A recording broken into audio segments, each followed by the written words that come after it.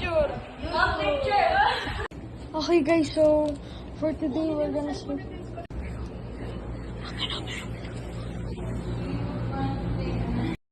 Okay, to Ma'am Jem.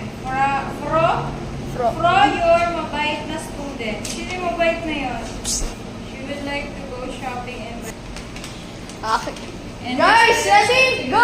Something to wear.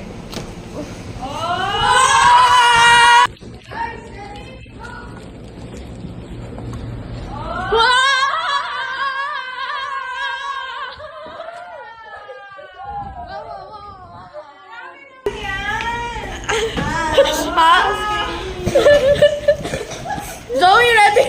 Boy!